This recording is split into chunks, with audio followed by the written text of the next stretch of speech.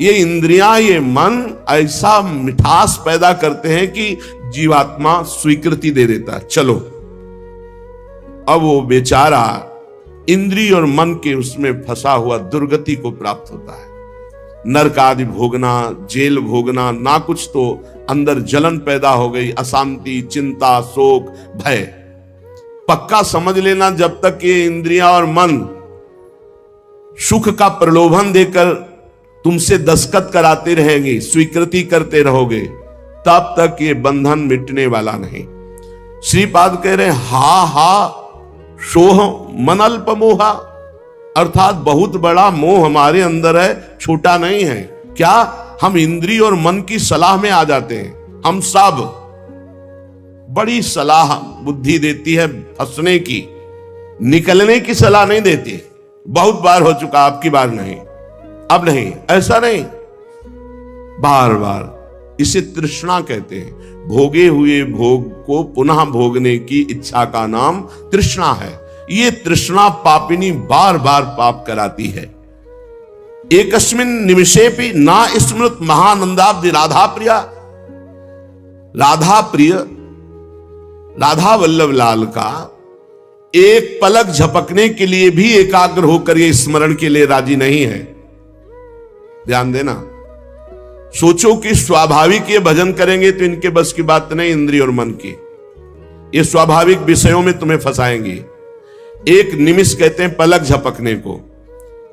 एकस्मिन निमिषेपि ना स्मृत महा आनंद राधा प्रिया, महा आनंद प्रदान करने वाले राधा रमण जी, राधा वल्लभ लाल, राधा बांके बिहारी का एक पलक झपकने के समय को भी ये प्यार से स्मरण करने के लिए राजी नहीं है।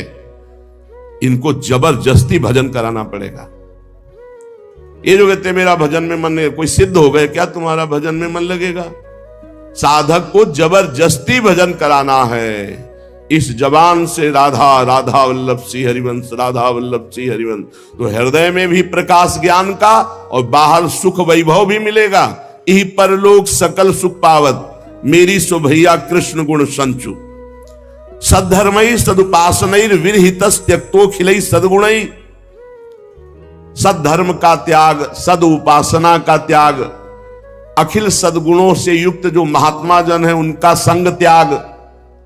ये महामुग्ध होकर के भोगों में लगा हुआ इंद्रिय मन एक निमिष के लिए भी राधा वल्लभ लाल के चरणों का चिंतन नहीं करता।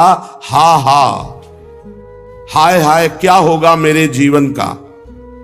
उपयाम्येकम तु वृंदावनम, अब मैंने समझ लिया कि अब मेरा एकमात्र परम कल्याण, उद्धार, मंगल सीधाम वृंदावन करेगा। तो मैं आजीवन वृंदावन वास का नियम लेता हूं कि अब मेरे से तो कुछ बनने वाला नहीं। अपने शरीर को इसी धाम में रखूंगा और इसी रज में धूल धूसरित होकर प्राण त्याग दूंगा, तो भगवत प्राप्ति हो जाएगी, पक्का भगवत प्राप्ति हो जाएगी।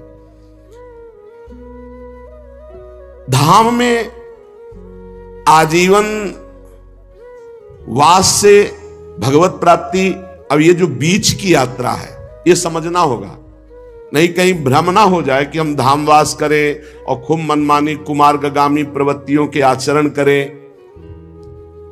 देखो ये धाम सुरक्षित है देवी शक्तियों से, जैसे राष्ट्रपति भवन की विशेष सुरक्षा होती है, ऐसे जैसे ये पुरियां हैं, धाम है, तीर्थ स्थान है, ये विशेष सुरक्षित होते हैं। इनमें जो उद्दंडता करता है, पापी पापाचरण करता है, उनको विशेष दंड दिया जाता है, ध्यान रखना। तो ये जो कहा गया कि आप अखंड धामवास करें आपको भगवत प्राप्ति होगी, तो अखंड धामवास और भगवत प्राप्ति के बीच की यात्रा नहीं बताई गई।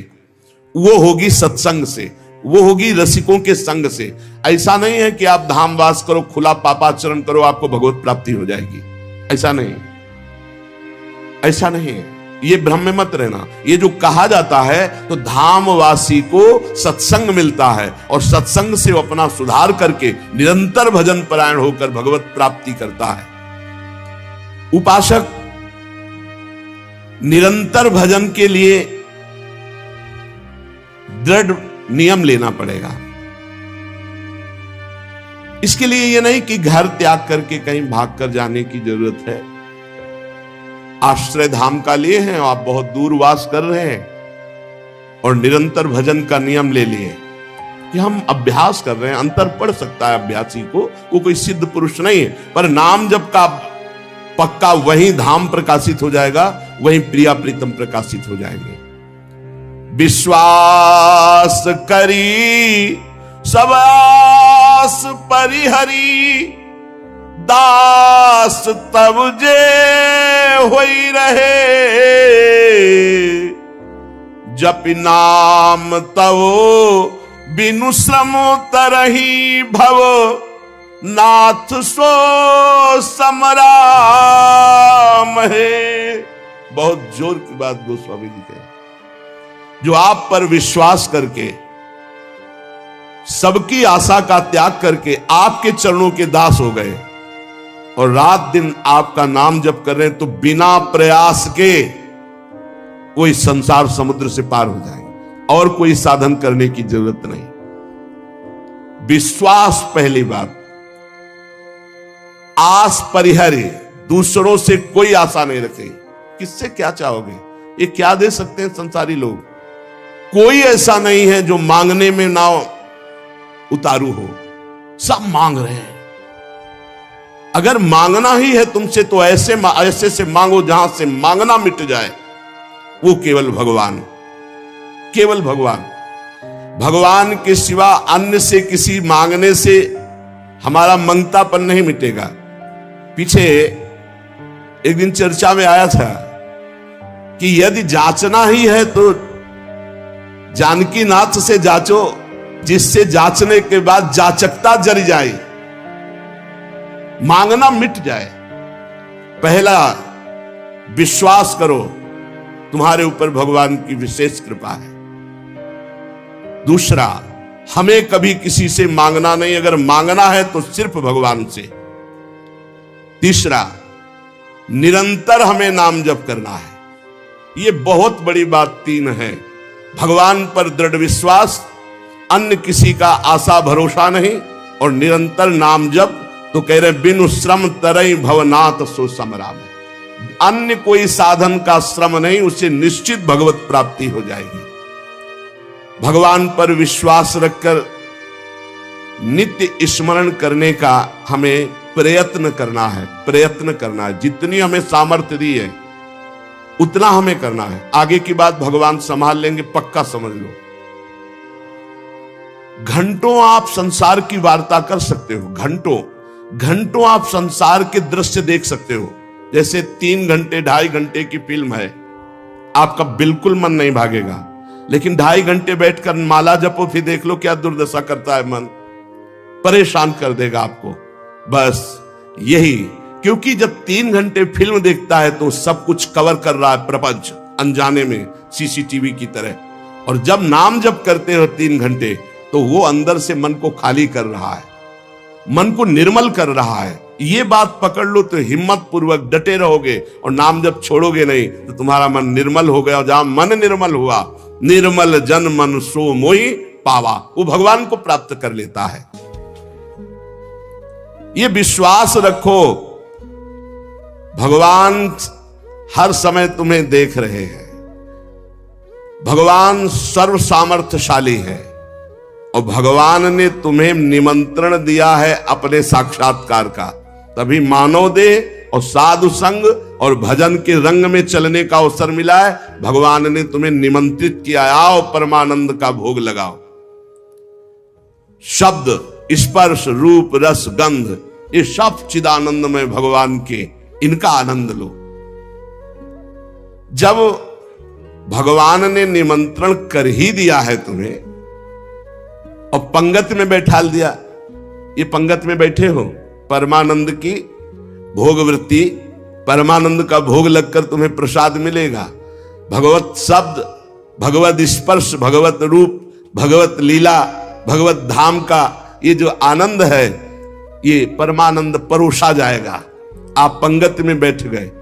कोई धर्मात्मा पुरुष जब तुम्हें पंगत में बैठालता है, पत्तल दोना डाल देता है, तो इसके बाद तुम्हें उबने की जरूरत नहीं, सामान भी आएगा। वो ऐसा कंजूस नहीं कि पत्तल दोना डाल के उठा दे और भगा दे।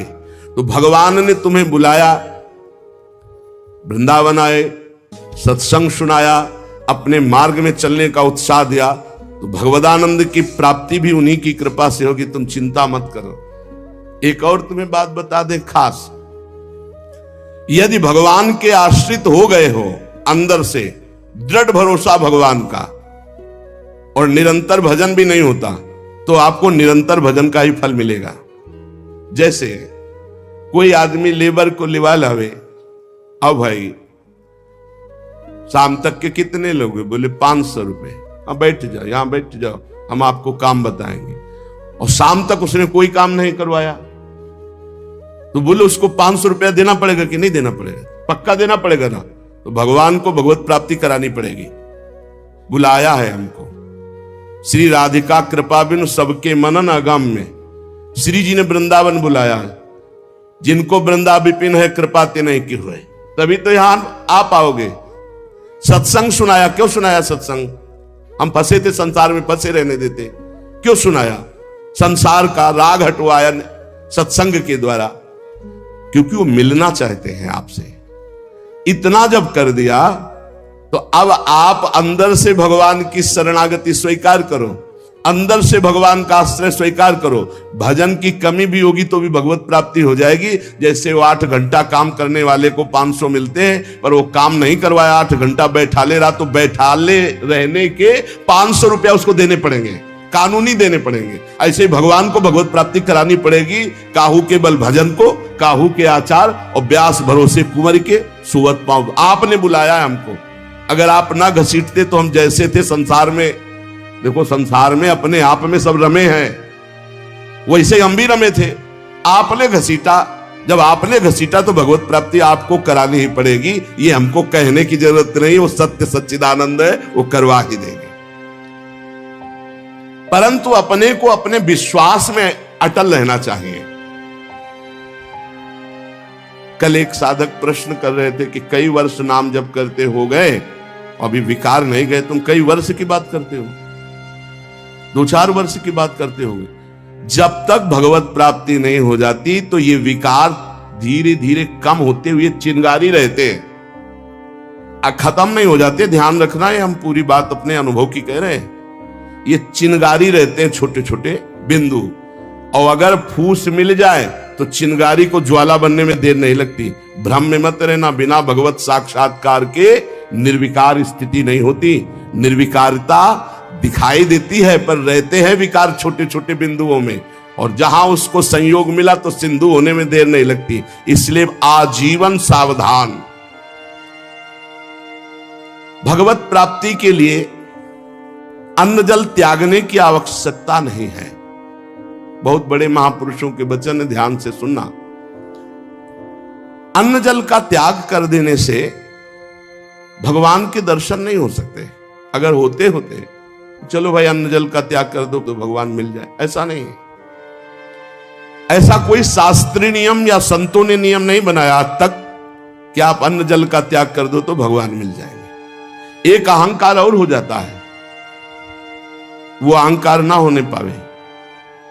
अगर हम फलाहार रहते हैं तो भजन के लिए रहते हैं, हर समय हमारा सात्विक भाव बना रहे और निरंतर भजन बने, बढ़िया बात है। पर यह अहंकार ना हो जाए कि ये तो अन्न पाते हो, मैं फलाहारी हूं, 10 भगवत प्राप्ति में बड़ी बाधा अहंकार है। निरंतर भजन और दैन्य अगर रोटी दाल पाने से होता है तो आराम से पाइए, उसी से भगवत प्राप्ति हो जाएगी। श्री भगवान की कृपा भजन से अनुभव में आती है, अन्न जल त्यागने से नहीं। भगवान के दर्शन भजन से होते हैं। जितना भजन करोगे भगवद आश्रित होकर, उतने नजदीक आप पहुंचते जाओगे भगवान के। एकादश स्कंद में 9 योगेश्वर जन कहते हैं, जैसे भूखे आदमी को एक एक कवल भोजन तो तुष्टि पुष्टि क्षुधा निवृत्ति होती जाती है, ऐसे ही एक एक भजन, एक एक नाम जप संसार से वैराग्य, स्वरूप का ज्ञान और भगवान से प्रेम, ये एक एक भजन में होता जाता है। तो अब जैसे कई दिनों का भूखा है, 1 2 4 कवल पवा के रोक दो तो कुछ अनुभव नहीं होगा और भूख व्याकुल। ऐसे ही 2 4 माला कर लिए आप, काम वो भी हो रहा है 2 4 माला से ही, लेकिन आपको अनुभव नहीं होगा। अनुभव होगा जैसे वो आधा पेट भोजन कर ले और फिर स्वाद उससे खीर का सब्जी का अलग अलग आएगा, इतना भूखा कि पहले आधा पेट हो जाए। ऐसे ही हमको कम से कम 12 घंटा भजन में व्यतीत हो, तब हमारी समझ में आएगा कि नाम का स्वाद क्या है। एक एक नाम संसार से वैराग्य, भगवान से प्रेम और स्वरूप का ज्ञान प्रतिपल करा रहा है। पर बोध तब होगा जब कम से कम 12 घंटा भजन 24 घंटे में होने लगे। और जिनका 24 घंटे भजन होता है, ईमानदारी से जिनका 24 घंटे चिंतन होता है, उनको कोई प्रश्न नहीं रह जाता, उनकी कोई चाह नहीं रह जाती, उनकी कोई कामना नहीं रह जाती। अपने आप भगवत साक्षात्कार, अपने आप तत्व ज्ञान होने, भजन में बहुत बड़ा बल है। तो इन सब बाहरी बातों पर साधक ना फंसे कि हम अन्न छोड़ दें, हम जल छोड़ दें, हम ये कपड़ा छोड़ दें। सर्दी है, चिंतन हो रहा सर्दी का, अरे चाहे टाट मिले चाहे कंबल तत्काल ओढ़ लो, चिंतन सर्दी का ना हो। प्रिया प्रीतम को खास बात यह है, भूख लगी है जो मिले नमक रोटी खाओ, इसको शांत करो और चिंतन प्रभु का करो। चिंतन रोटी का हो रहा है, चिंतन कपड़ा का हो रहा है, चिंतन भोगों का हो रहा है, अब वो बात नहीं। ये बात बिल्कुल परमार्थ में शास्त्र सम्मत, हमारा चिंतन नहीं होना चाहिए जागतिक भोगों का। भगवत प्रसाद जो मिला ऐसे डाल लिया उदासीन भाव से, चिंतन हमारा प्रभु का होना चाहिए। भगवत दर्शन में प्रधान भजन करते हुए जब भगवान से मिलन की व्याकुलता होती है।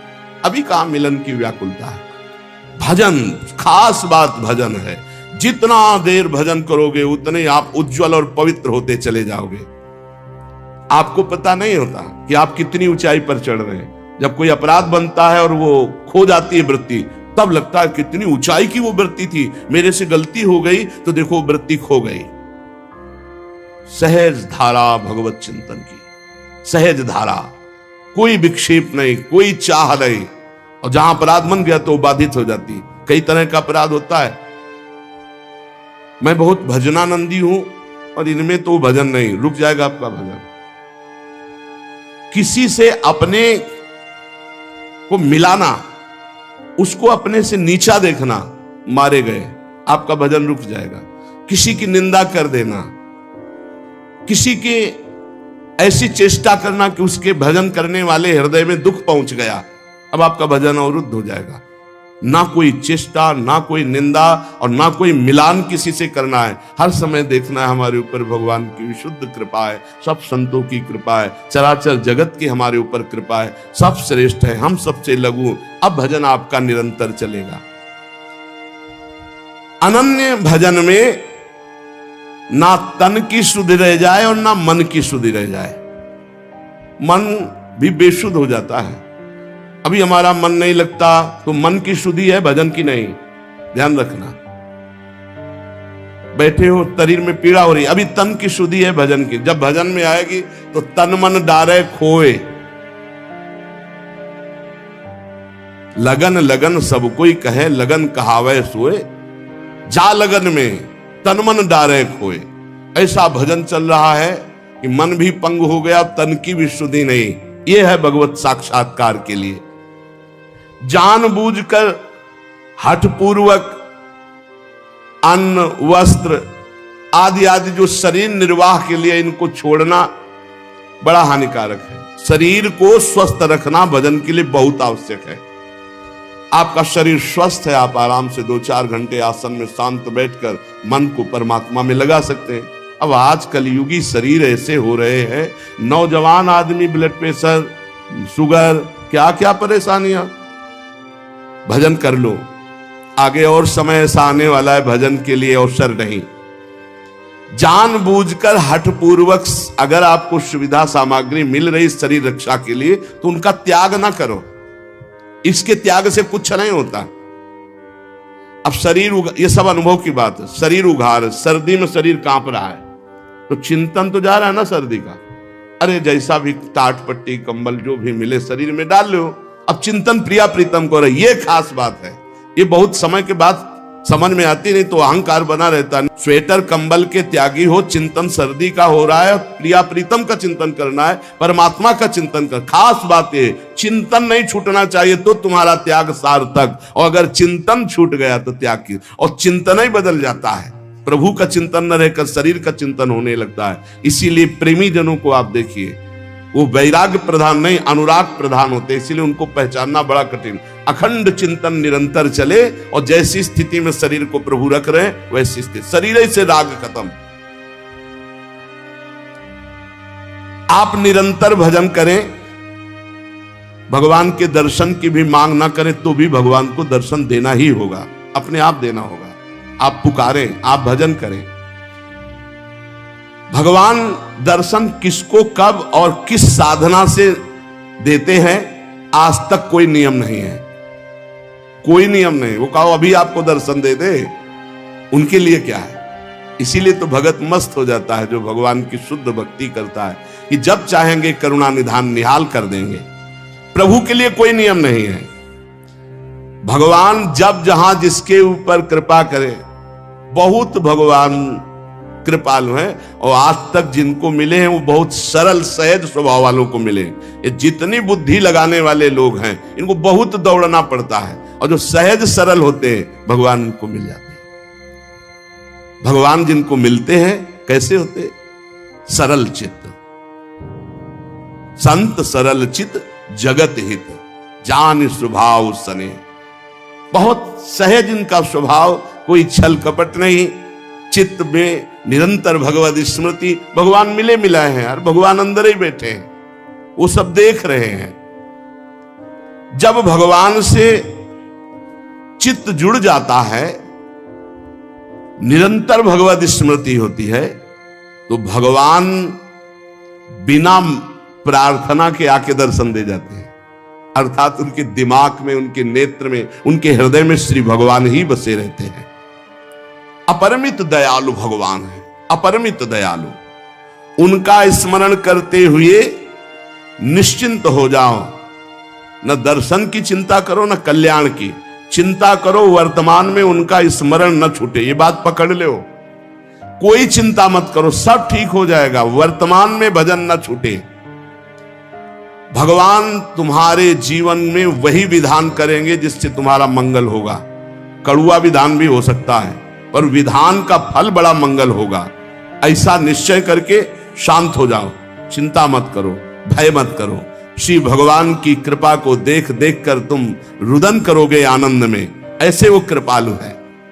चित्त में विषाद आ जाना, चिंता आ जाना, भय आ जाना, पाप कर्म का फल है।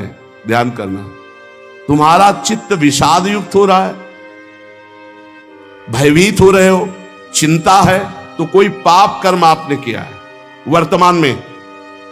भजन करने वाले को भूतकाल का पाप कर्म चिंता शोक भय नहीं दे सकता, पक्का विश्वास रखना। वर्तमान का पाप चिंता शोक भय देता है। इसलिए भगवान के चिंतन का ऐसा तारतम्य बनाओ कि कोई पाप संकल्प ही न बने, कोई पाप कर्म ही न हो, कोई वासना ही न हो। एकमात्र नाम को पकड़ लो, हमारी प्रार्थना मान लो। लोक परलोक में जो सुख चाहिए वो सब नाम से प्राप्त हो जाएगा। गोस्वामी श्री तुलसीदास जी महाराज बड़े अनुभवी महापुरुष हैं। उन्होंने कहा कि सब ऐसा कलिकाल मलिनता फैलाए हुए है कि मुझे कहीं ठौर नहीं दिखाई दे रही जिस साधन को पकड़कर जीव भगवान की प्राप्ति कर ले। जोग ना विराग, जप जाग तप त्याग व्रत, तीरथ ना धर्म जानो वेद विधि किमि है। तुलसी सो पोचना भयो है नहीं हुए है कहूं, सोचे सब आके अग कैसे प्रभु क्षमी है। मैं तो न डरूं रघुवीर सुनो साची कहो, खल अनखई है तुम्हें सज्जन ना गमी है। भले सुकृति के संग मोहि तुला तो लिए, तो नाम के प्रसाद भारू मेरी ओर नमी है। बहुत जोर की बात है। देखो, इसमें चिंता नहीं करनी भगवान ने अपनाया कि नहीं अपनाया, इसकी भी परीक्षा नहीं करनी। नात हूं ना अपनायो लोक झूठी होए परी, प्रभु ते प्रबल प्रताप प्रभु नाम को भगवान ने अपनाया कि नहीं अपनाया, इसके लिए हमें ढूंढने की जरूरत नहीं। भगवान से भी बलवान भगवान का नाम है, उसको हम पकड़े हैं। बात समझना।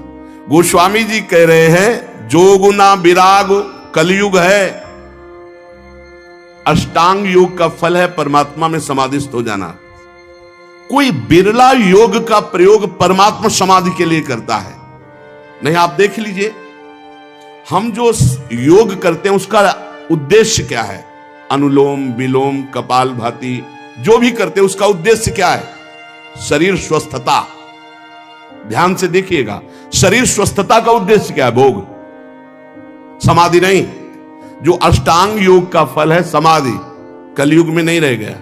कोई बिरला होगा, हम ये नहीं कहते भगवान की सृष्टि में ऐसा नहीं हो सकता, होंगे, कोई बिरले होंगे, लेकिन प्रगट में देखने में जो आता है वो योग का प्रयोग शरीर स्वस्थता और शरीर स्वस्थता का प्रयोग भोग।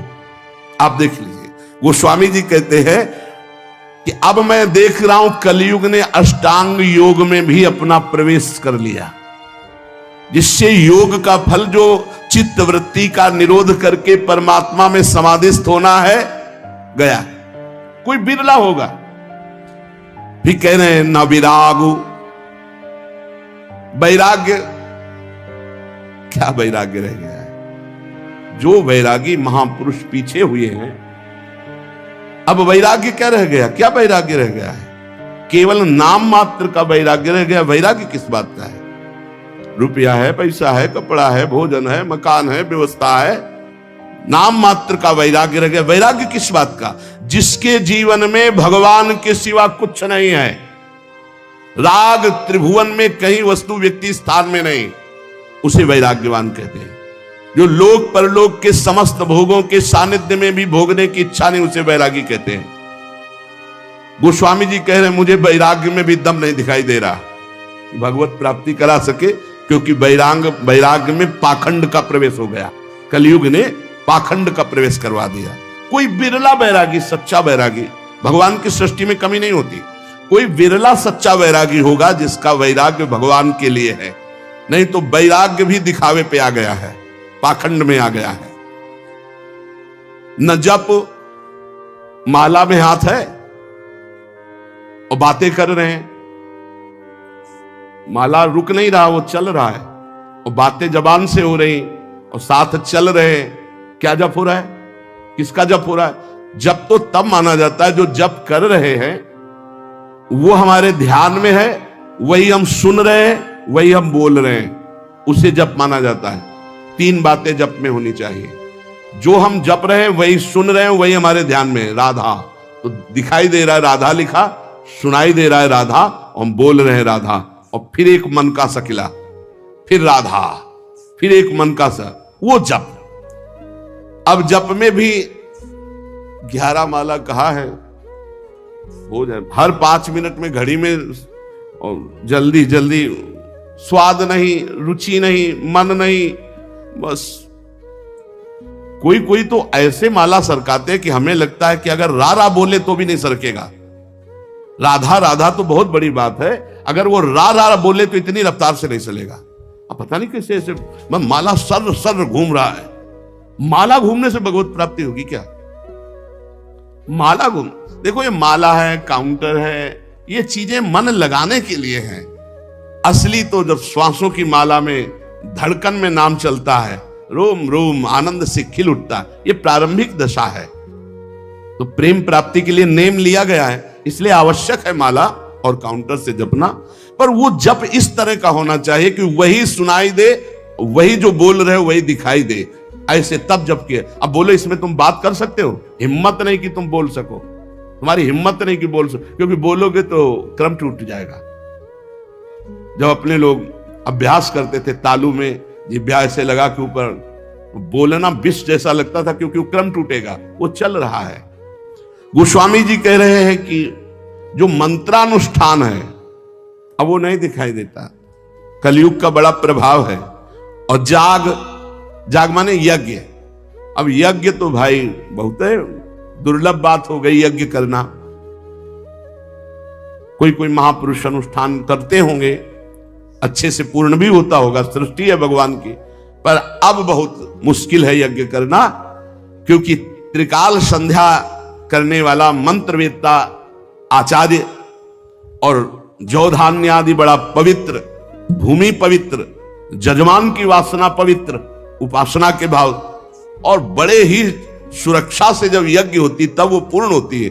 यज्ञ भोक्ता भगवान प्रसन्न होते हैं, दर्शन देते हैं, कृपा करते हैं। गोस्वामी जी कह रहे हैं यज्ञ भी बड़ा कठिन, यज्ञानुष्ठान त्रेता में पूर्ण होते थे। अब कह रहे हैं कि तपस्या, इसमें भी दंभ घुस गया, तप में दंभ घुस गया। बाहर से दिखावा की भावना आना ही दंभ कहा जाता है। तप होता है भगवान की प्रसन्नता के लिए। बहुत से महात्मा एक लंगोटी लगाए पूरा जीवन ऐसे कष्ट सहते हुए भगवान को रिझा लिए, आज भी हैं, पर प्रायः तपस्या में दंभ घुस गया है, दिखावा घुस गया है, उससे तपस्या का फल। और भगवान तपस्या समर्पित करके दैन्य होने से भले मिल जाए, लेकिन तपस्या से भगवान को नहीं खरीदा जा सकता। तप के द्वारा भगवान को खरीदा नहीं जा सकता। तप में शक्ति संचय होती है, पर अहम त्याग करके वो तप भगवान को समर्पित कर दे तो भगवान की प्राप्ति हो जाए। पर शुद्ध तप, तप का अर्थ होता है ताप सहन करना। जैसे काम हमारे हृदय में ताप देता है, क्रोध हमारे हृदय में ताप देता है, लोभ मोह देता है, इनको हम सह जाएं। अपने धर्म में चलने पर जो कष्ट होता है उसे सह जाने को तपस्या कहते हैं। बोले वो भी दिखावा हो गया है, दिखावा हो गया। भगवान जानते हैं तो हम दिखावा किसके लिए कर रहे हैं। तो तप में दिखावा दंभ घुस गया। और बोले जो त्याग है, जोग न विराग जप जाग तप त्यागो, त्याग कहते हैं हमारे हृदय में भगवत प्राप्ति की लालसा हुई है, जानबूझकर सारे भोगों का, सुख सुविधाओं का त्याग करके असुविधा युक्त जीवन, भगवान के लिए सब सुविधाएं हैं, असुविधा युक्त जीवन। त्याग का जब तक अहम होता है तो ना संतों में और ना भगवंत में द्रवण क्रिया नहीं होती, ध्यान रखना। उनका हृदय तभी द्रवित होता है जब त्याग का, अहम का भी त्याग हो जाए। कई बार सत्संग में सुनाया है, पूरे भारत की नदियों का भ्रमण करके फलाहार दुग्ध आदि से जीवन व्यतीत करते थे। उनको जब सुनने को मिला महाप्रभु चैतन्य देव की महिमा की कीर्तन में अमृत बरसता है, तो उन्हें लगा कि जब मैं जाऊंगा तो मैं त्यागी हूं, समस्त तीर्थों का अवगाहन किए हूं, फलाहार दुग्धाहार रहता हूं, तो महाप्रभु गले से लगा लें। कीर्तन में पहुंचे, जे भी पहुंचे तो महाप्रभु का कीर्तन रुक गया और कहा कौन बहिर्मुख पुरुष आ गया जिससे कीर्तन का रस सूख रहा है। और वही आए हुए थे। बोले हटाओ इनको, हटा। अब वो जो दूर जाकर के खड़े हुए और रोने लगे कि प्रभु क्या मुझ जैसे अधम का आपके चरणों में कोई स्थान नहीं मिलने का। अगर आप जैसे महापुरुष अंदर से प्रार्थना करते हैं, आप जैसे महापुरुष मुझ जैसे अधम को स्वीकार नहीं करेंगे, फिर मेरा उद्धार कैसे। महाप्रभु दौड़ पड़े और जाके गले से लगा लिया और कीर्तन में उन्मत्त कर दिया। अहम का त्याग, त्याग की स्मृति का त्याग, दैन्य भाव। तो त्याग का भी महत्व भगवत प्राप्ति नहीं करा सकता।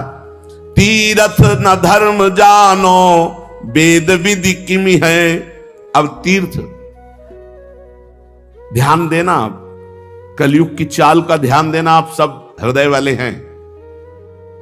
घर गृहस्थी में उतने पापाचरण की वृत्ति नहीं आएगी जितना तीर्थ में आने की संभावना है। क्यों आने की संभावना है?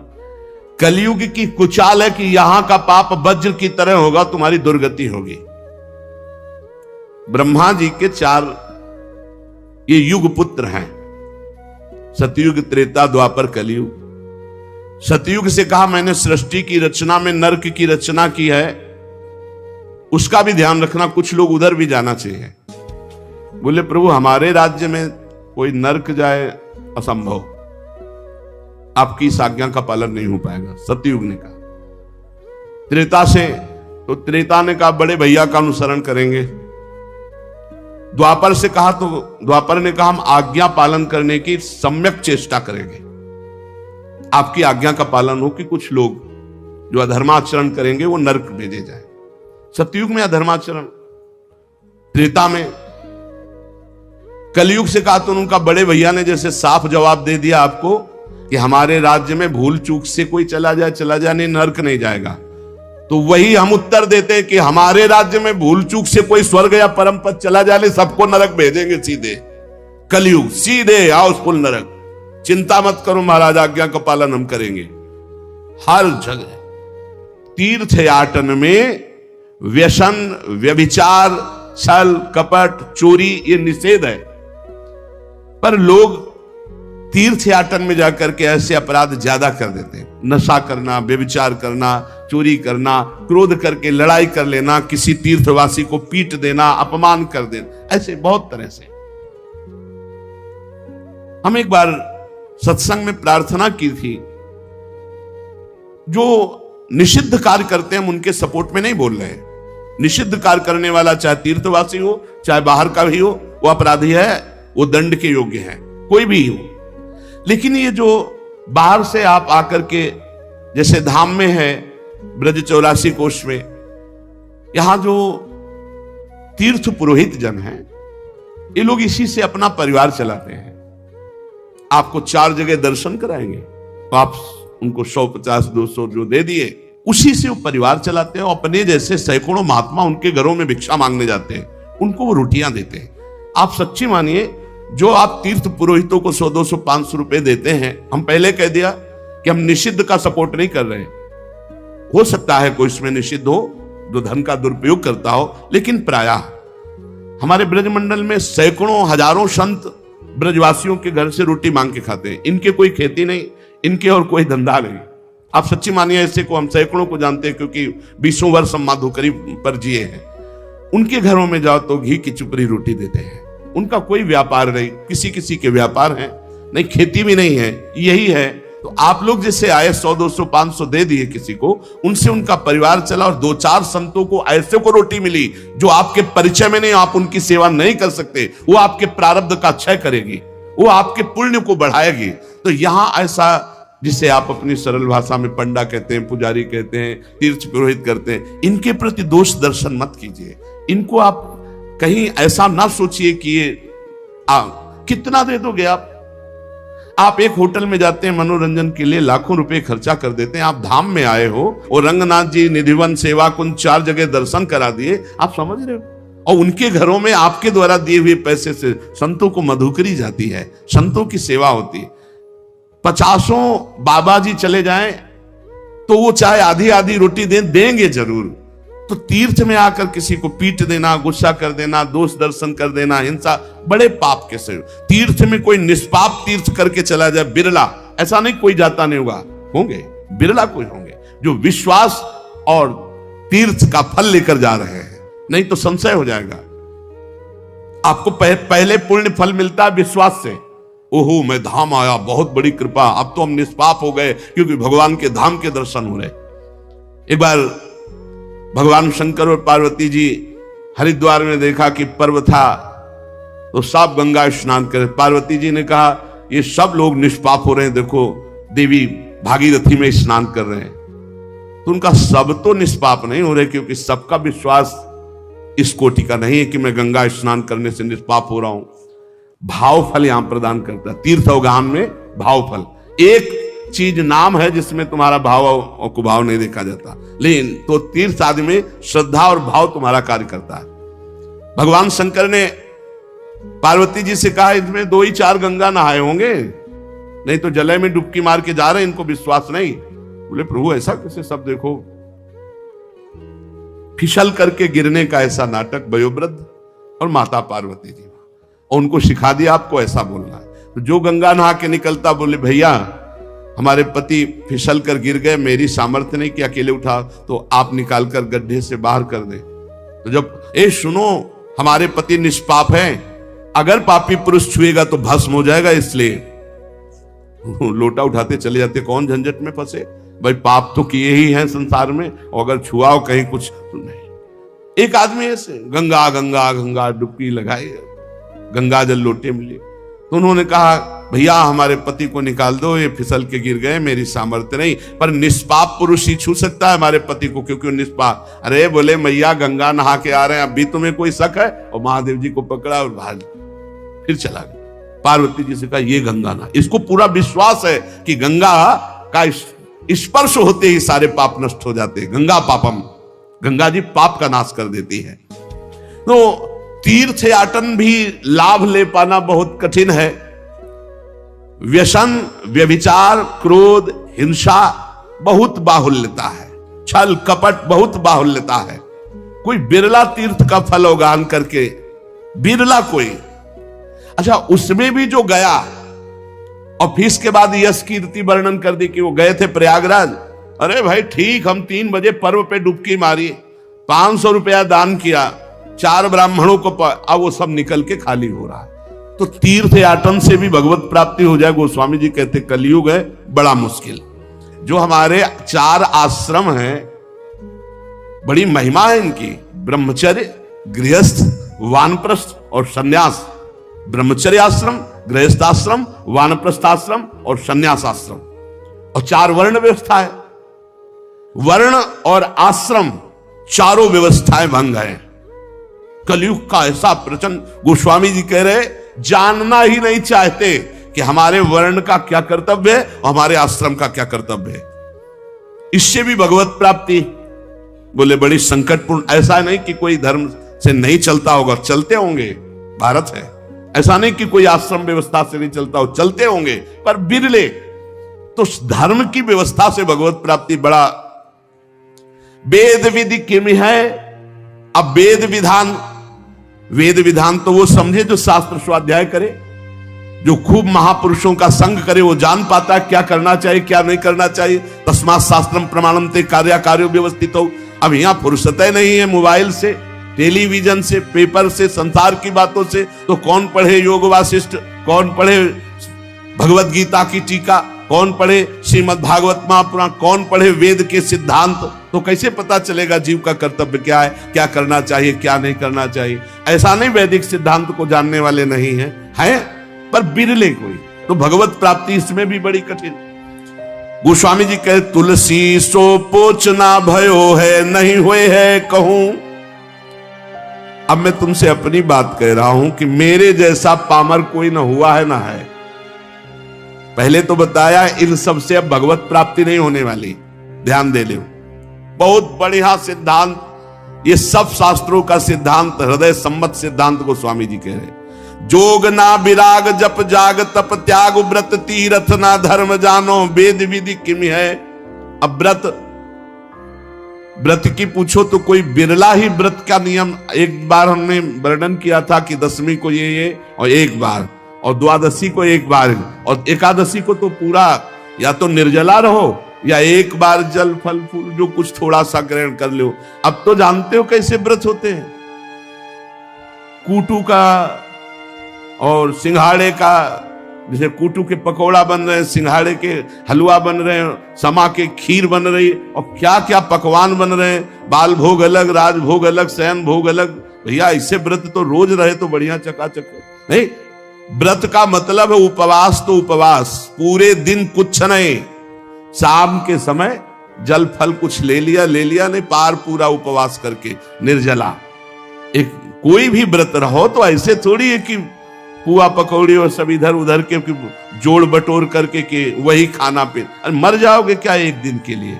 व्रत रहो तो शाम से हर व्रत में मंगल विधान होता है, जो हम जलते हैं, जो भूख से व्याकुल होते हैं, उससे हमारे पाप नष्ट होते हैं। अब ऐसा व्रत नहीं रह गया, डकार आ जाए और दिन चाहे ना आवे, व्रत के दिन जरूर डकार आवे। इतना बड़ा तरबूज फल भी तो डकार आ जाए पक्का। व्रत किस बात का, दबा दबा के फल फूल हो, सब मिष्ठान हो, सब पा रहे हैं।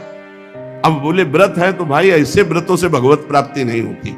व्रत रहा गया है, शास्त्रों में वर्णन है, आप देखो पयो व्रत का वर्णन है, चंद्रायण व्रत का, कृच्छ व्रत का, बड़े बड़े व्रत का। अब कौन सा व्रत रह गया है? अब रसेंद्री का व्रत रह गया है। एक पत्ता मुख में रख लेती है माता जी, अपर्णा नाम पढ़ कर, तब भगवान शिवपति रूप में प्राप्त, तब भगवान की प्राप्ति। व्रत ही तो तुलसीदास जी कह रहे हम तुम्हें बता दें, हम सब तरह से पामर हैं। ये देखो महापुरुषों का हृदय। तुलसी सो पोचना भयो है, नहीं हुए है कहूं, मेरे जैसा पामर न कोई है और न कोई होगा। सोचे सबया के अग कैसे प्रभु क्षमी है, मेरे तो न डरू, मुझे कोई डर नहीं है भाई। क्यों? तुमने क्या पा लिया कि तुम्हें डर नहीं? बोले रघुबीर सुनो साची कहो, औरों से नहीं, सीधे भगवान से कह रहे, खलन खई है तुम्हें सज्जन ना गमई है। दुष्ट लोग इस बात से प्रसन्न होंगे, अब देखते हैं इसकी कौन सी दशा होगी। पर सज्जन लोग इस बात से दुखी होंगे कि तुलसी राम का है, इसका अहित कैसे हो सकता है।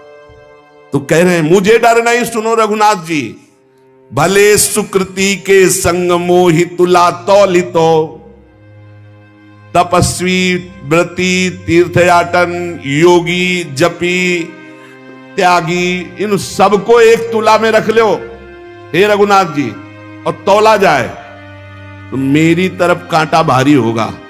बोले क्यों महाराज?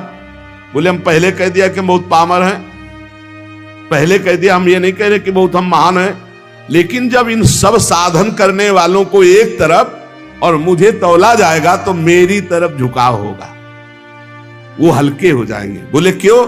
नाम के प्रसाद भारू मेरी ओर नमी है, क्योंकि मैंने केवल नाम का आश्रय ले लिया है।